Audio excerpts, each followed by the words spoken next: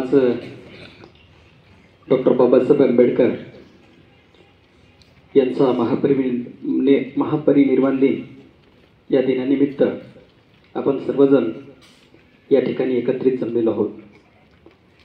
सन्माननीय व्यासपीठ मंच आणि व्यासपीठ मंचावरती उपस्थित आपल्या नवभारत विद्यालयाचे प्रभारी पर्यवेक्षक सन्माननीय श्री हरबक सर, सन्माननीय सर्व शिक्षकवृंद आणि माझे विद्यार्थी बालमित्रांनो,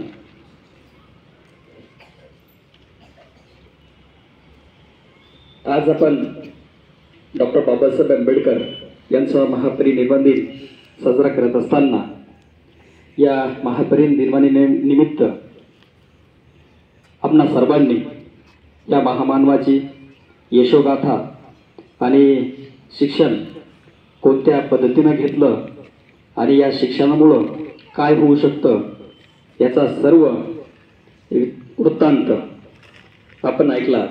म्हणून जो शिक्षण घेईल तोच पुढे जाईल. डॉक्टर बाबासाहेब आंबेडकर म्हणायचे, शिक्षण हे वाघिणीचे दूध आहे आणि जो तो पिईल तो गुरगुरल्याशिवाय राहणार नाही. म्हणून शिक्षण ही अशी एक गोष्ट आहे ती तुम्हाला देशाच्या प्रगतीचा हिस्सा बनवू शकते. या देशाचं भवितव्य घडवण्याची ताकद फक्त शिक्षणामध्ये आहे. म्हणून आपण ज्या ज्या मानवांच्या पुण्यतिथ्या जन्मतिथ्या आपण साजरा करतो याच्या पाठीमागचा उद्देश आपण घेतला पाहिजे की या महामानवाचं कार्य काय आहे, त्या कार्यासाठी त्यांनी किती कष्ट घेतलेले आहे आणि त्यातून आपल्याला घेण्यासारख्या बऱ्याचशा गोष्टी आहेत, आपल्याला त्या घ्यायच्या. म्हणून डॉक्टर बाबासाहेब आंबेडकरांनी ज्या माणसाला माणूस म्हणून जगण्याचा अधिकार दिला अशी राज्यघटना त्यांनी तयार केली. अशा या महामानवाकडून आपल्याला फक्त शिक्षण कोणत्या पद्धतीने घेतलं आणि शिक्षणामुळे काय होऊ शकतं हे सर्वांनी लक्षात घेणं गरजेचं आहे. म्हणून तुम्ही काय सगळ्यांनी योग्य पद्धतीनं आणि चांगल्या पद्धतीनं आपण शिक्षण घेतलं पाहिजे ही एवढी गोष्ट लक्षात ठेवायची.